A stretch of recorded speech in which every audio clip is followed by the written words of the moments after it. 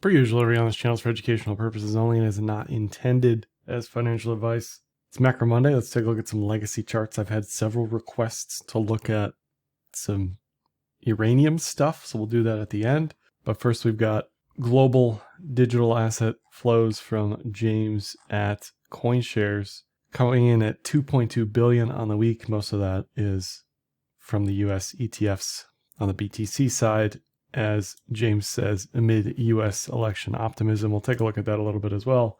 Talked a lot about that last night, but the numbers are the numbers, the facts are the facts. The market has increasingly priced in or begun to price in a Trump White House versus a Harris White House. Whether or not that'll happen, no clue. Whether or not the market will be disappointed, no clue. But if markets get angry, it's because the markets will be wrong on who they are hoping gets elected. Here's a look at the weekly flows. Huge inflows from IBIT last week. ARK joining the party, Fidelity joining the party. But this is the largest inflow we've had in quite some time. Now you're going to get people saying, well, every time we have large inflows, it's been just down only after that. And you have to remember, this is not necessarily net long positioning. This is multi-strategy, whatever, arbitrage, anything, right? But it does give you some clue in some sense as far as what's going on. You know, people aren't ignoring it. It's not the ETH ETF. ETH ETF flows week over week are basically zero. So there's definitely a lot of trading going on the BTC ETF side. Looking at the 30-day cumulative flows, this is the picture perfect 2020, what we'd love to see replicated. Just continuous, nonstop inflows.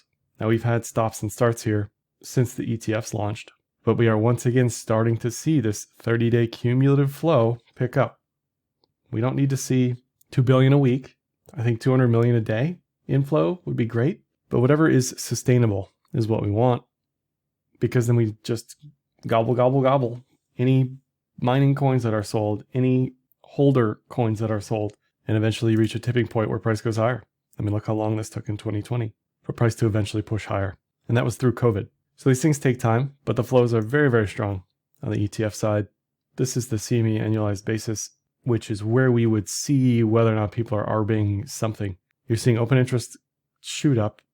You're seeing the ARB go down. So that to me says, yes, there is some ARB stepping in here because you've got people shorting something, longing spot. CME options volume, interestingly, plummeting here into the election. But basis is still quite high, 8% relative to the risk-free rate. That's pretty good. So I think that's still attractive as a trade. And as far as the ETH ETFs, we'll just check. But, I track these too. I post it when it makes sense to post it. Most of the time, this is, it's just, there's nothing to say, really, just flat. It really hasn't been much of anything. And that'll change eventually. But as of today, flows have been basically non-existent for ETH. On the CME futures commitment of traders data side, there's been more chatter about the commercials, the miners being very net long. Historically, you want to be on the same side as commercials in multiple different markets. Jason Shapiro obviously looks at this religiously for his trading decisions, but another good sign that we're seeing an attitude change in how bullish the miners are. Before I go any further here, let me mention today's video sponsor, Kraken Pro. Kraken Pro is a complete overhaul of the Kraken trading experience with a one-stop shop for advanced and professional traders. Kraken Pro enables efficient trading execution across multiple markets with a UI that allows for unique optimization tailored to your trading style. You can check out Kraken Pro with the link in the description of this video. Not investment advice. Crypto trading involves risk of loss. Cryptocurrency services are provided to U.S. and U.S. territory customers by Payward Ventures Inc., PVI, DBA, Kraken. On the old BTC, we did pull back decently today on US Open. We're still trying to hold above this diagonal. The election night question is an interesting one. Obviously, will we have an answer night of or not? How will BTC react? BTC will be probably the first to react just because it's a 24/7 market. And I could see extreme high volatility depending on when states are called, if states are called, right? So be ready for that fun come November. As we sit here, to me, at the top of the range, I'm asking, okay, where would this have to go in order for me to change my viewpoint, bullish or bearish? In this case, bearish. But for me, anything sub 60. And I get more bearish, basically just because of the cloud. And that's kind of it. I don't really have anything else to say in the near term. on where we stand here, this could ideally just consolidate in this zone for a week, anywhere between 64 and 68. Sure. Down the line, what we don't want to see is maybe a head and shoulders. That would be post-election, but that's something to watch for. And that would point to 50s, which would be the bottom of the range. But other than that, as long as we can keep creeping higher, we should do just fine. And there's a lot of stuff I mentioned last night on the meme coin side, on the altcoin side. That looks good. I personally think SHIB is one of the best looking charts right now outside of the majors. Sol looks great. It's breaking out. ETH looks better than it's looked in months. So there's lots of options. If maybe you don't like BTC for whatever reason, there's a lot of stuff to think about and to do. Some charts starting to wake up. As far as the economic announcements this week, really light on the week, mostly just Fed speak. There's some earnings later on in the week. And then next week, pre-election, we get PCE, which should be at 2.06-ish. So that shouldn't really be an issue. Another GDP print. We get some jolts, employment prints. We get unemployment at the end of next week. So much more data next week versus this week. Looking at the Fed, probabilities still priced in at a 25 basis point cut. And this may change slightly after the data Friday next week, which would be the unemployment data fully digested. But as we stand here, 25 basis points after the election is where the market has the Fed. I don't think anything during the election could change this. So I think for the most part, this is pretty baked in. It will be interesting what happens here in December after the election with a few more data points to see if we continue to see the easing cycle move its way lower or not. Looking at inflation, one reason we may see the easing cycle slow down is if we see inflation pick back up again. Now everybody is in the camp that we've essentially beat inflation, and I'm in agreement with that as far as a year-over-year basis. On an aggregate basis, that's a lost cause. That's not going to happen. But on a year-over-year basis, we crushed inflation significantly this year, and currently we're back up to around 2.2. So it's had a pretty significant rebound. Whether or not this is Fed related, I'm not quite sure, but it's something to continue to watch for 2025. And probably the most important thing on the next print, we are going to see very likely a higher CPI print. How does the market digest that? Everyone's going to be celebrating this, PCE at 2.06, which is what we're going to see next week-ish, somewhere with the 2 handle, the lowest it's been in quite some time. But what does the market do when we see a higher CPI print? And does that affect the easing cycle or not? There was this interesting chart today from Galaxy looking at Bitcoin nominal versus real all-time high. So despite putting in a new all-time high on a nominal basis, on an inflation adjusted basis, we have not put in a new all-time high. And my read on this is the same as any other chart that looks like this. You know, we're back to the previous all-time high. Look at this against gold, against S&P. I did all those charts last night. All I can see is a cup and handle on all these charts. And that tells me, yeah, we have a lot of room left on this moving higher, and we have a lot of room left catching up with the inflation adjusted all-time high expectations. And this may be something to watch into 2025, assuming we break higher. Is a breach of the inflation adjusted high, does that mark the end of a rally or some key inflection point in the rally or not? So as expensive as this feels, I still think on an inflation adjusted basis, yeah, we should be higher, certainly. And based on the inflation adjusted number, we haven't made a new all-time high yet. So we have a ways to go on that front. And I don't think the S&P has made a new inflation adjusted all-time high either. The issue with using nominal versus real is people don't really think in nominal versus real. So yes, we can look at the data, but realistically, that's not how most people live their lives, you know? One thing that has continued to come down slowly is gas prices, despite some volatility in the oil market. Gas prices here are at a 3-year low relative to 2021, 2022, and 2023. And on a seasonally adjusted basis, we may continue to see prices go lower. And one thing that most people aren't talking about or understanding is that U.S.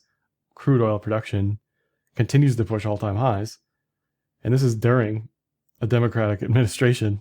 And yes, not all oil is created equally. Refining is important. We can go on and on and on, but we're still drilling and unlocking a ton of supply as a country relative to the rest of the world. And so one would think this should keep prices lower, along with potentially demand waning. One other inflation input to always think about is food costs and fertilizer. This is a fertilizer index going back to 2002, and this has come down quite nicely and basically matched CPI in that we had a massive shoot up here into 2022, and since then it's come all the way back down, back to not its pre-pandemic baseline, but a new post-pandemic baseline. And this is kind of where I think a lot of people just see the new inflation level is not 2%, but 2.5% to 3%. And that would line up with CPI, it would line up with trueflation. So what we wouldn't want to see is energy picking back up, things like fertilizer picking back up. In the US specifically, it's core services that have not come down, have refused to come down. The housing component is starting to roll over, but what has kept CPI low is energy and food costs coming down on a year-over-year basis, not on an aggregate basis. It's important to specify that. As far as the yield curve is concerned, we've gone all over the place over the past couple of weeks. This is the front here is the short end, the back is the long end. This is based on duration, in case you're ever confused there. But the belly is like the 2-year, the 3-year. The belly of the curve has risen week over week. The red is current week. The long end has risen week over week. Short end is controlled by the Fed. The rest the market figures out based on economic expectations, essentially. So in a way, this is the market sort of saying, we don't want your debt at these yields. We want to get paid more because we suspect that issuance is going to continue at a high rate, and inflation is also going to continue at a higher than normal rate above 2%. So in some sense, it's the market rejecting prices of these bonds, pushing bond prices higher. Yields higher, prices lower. And if we look at the yield curve is now pretty firmly uninverted. Historically, recessions come after the uninversion, if they come. So we're in the territory now. We're in the ballpark of where this may potentially happen. I'm not in the recession camp. I don't think we're going to see a recession, just because I don't think they're going to allow a recession to happen. And with a recession, you see a spike in unemployment. Unemployment is sort of ticking all over the place around 4%. It's going to be interesting if we see the hurricane-related unemployment on this report and how much emphasis is given on the data there. Let's say we get it like a 4.3 or a 4.4. How much of that is weather-related or seasonal? I don't know.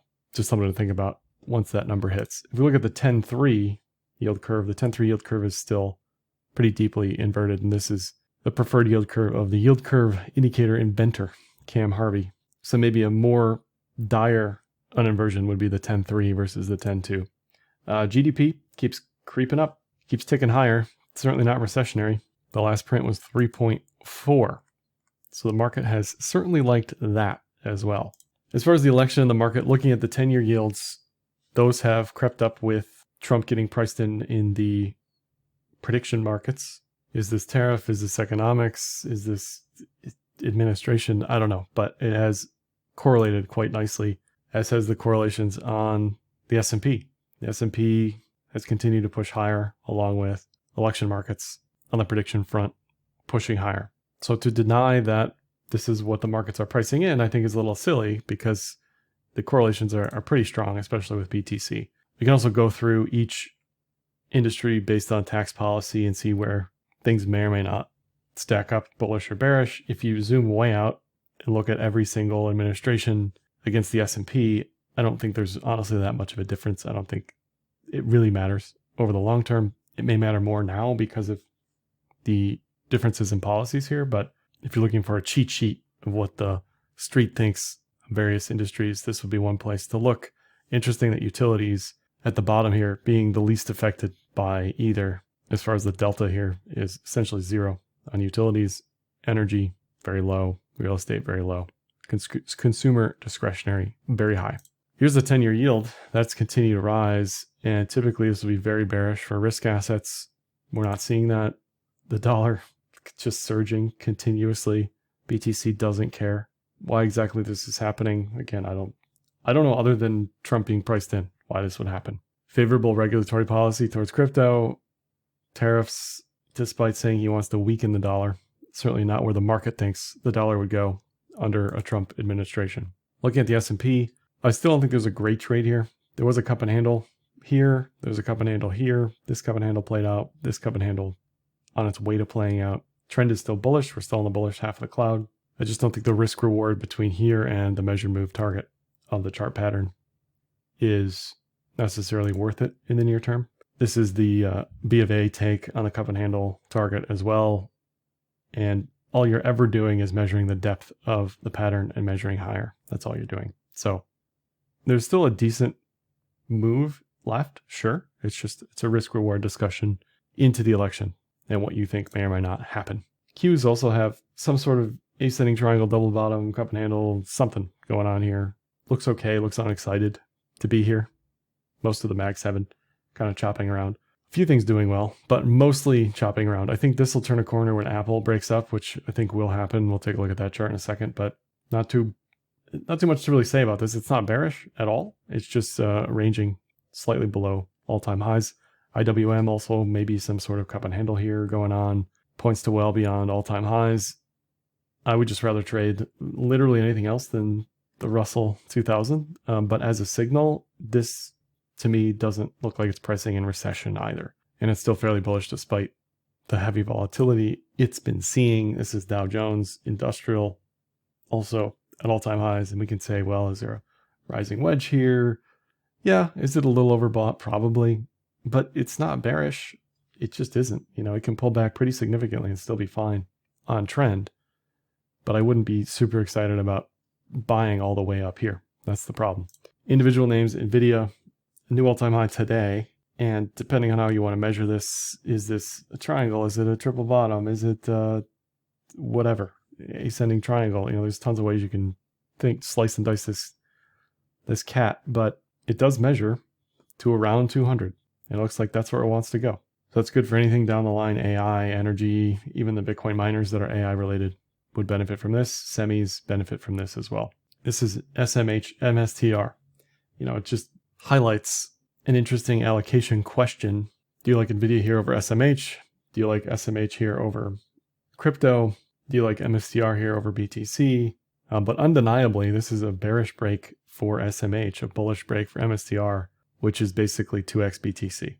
So this looks very bearish for SMH relative to MSTR.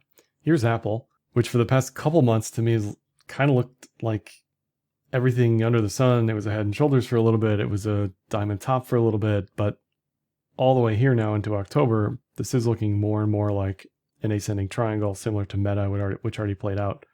So this measures to around 270. And like I said, I imagine the NASDAQ would do quite well if Apple breaks up like that.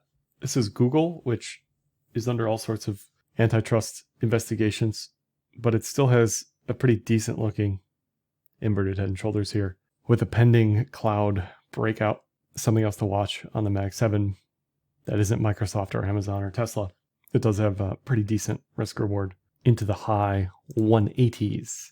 As far as the mining, uranium, nuclear discussion, a lot of these charts to me look like you missed the boat, at least in the near term. Most of these I wouldn't want to touch. I'm always reticent to like jump into any of these individual names on the commodity mining side, on the junior miner side. And there's tons of lists of these that have been cropping up. I know a lot of people are looking at this. This is from JC Peretz at All Star Charts. This is another list that I'll put in the link to this video in the description of this video. But depending on where you see an opportunity, there are lots of things to do here. You know, I think Oklo has gotten a lot of press and buzz just because it's moving so swiftly. But I think of all the charts, URA looks the best to me. I don't know how fast this moves up, but as far as not looking like I've missed the boat, this chart looks like it's breaking out. You've got a cup and handle situation here, and this may lead to continuation well beyond 50, but that's where this looks like it wants to go. And I don't know all of the individual holdings for these ETFs. This is Uranium Miners ETF. Also looks similar with a cup and handle. Looks fine. It doesn't look like it's gone up 500%, and I've sort of missed the trend. This is CCJ, I think one of the larger miners. This is a nightmare of a chart because it's an expanding, broadening wedge. It's very difficult to know what exactly is going on here from a technical perspective. From a trend perspective, it looks good, but it's just kind of ping-ponging from one place to the other. The question is, does it stop at around 65 and then reverse? Does it keep going? It's just very difficult to forecast what goes on here until it starts to test higher in the 60s on this diag. But yes, it's been undeniably bullish. This is SMR, which again, it's gone from sub $2 to $20 basically throughout the course of this year. So sure, like this stuff could continue to do well, but it feels a little late to me. Would be very interesting to see if we get a pullback on this on the election night or not on any of these charts. I think that would be a much better place to think about allocating. Here's Oklo, which has shot up from sub 6 to above 22 now in the past 2 months. And again, it's like, yes, anything can go to infinity forever, sure. But this just feels like, to me, at this point, you've kind of missed the boat. Ideally, you're catching stuff like this into the daily cloud, especially because it was in a bearish trend for months and months and months and months, and then turned a pretty significant corner there and is now well above previous all-time highs. Looking at a few of these others, GEV, not as egregious as some that I'm about to show as far as trend goes, but for the most part, as a group, I think all this stuff on a deep pullback, sure, looks great. It's just hard to want to buy a TKC clamp like this. CW on the weekly, this thing just looks like a parabolic moonshot. I would get very nervous trading this all the way up here after years of missing the boat, right? We've gone from 100 to 350 in a few years. I'm not saying it has to reverse. It's just, I'd be careful with stuff that looks like this. You're much better catching anything on a horizontal resistance point.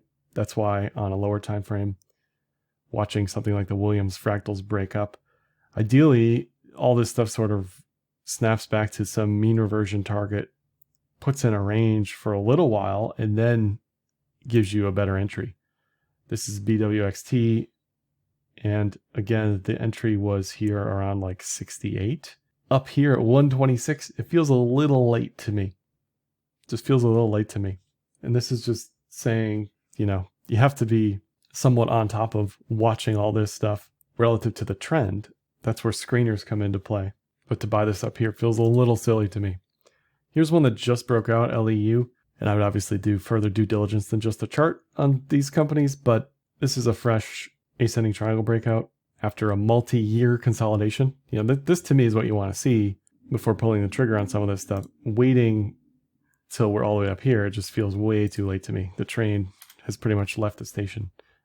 Constellation's another one. This is the 3 Mile Island energy company. This is probably when that was announced, when we have this massive gap up here. And for the most part, I think, again, you're just, you missed the boat here. I'd rather trade other stuff, in my opinion.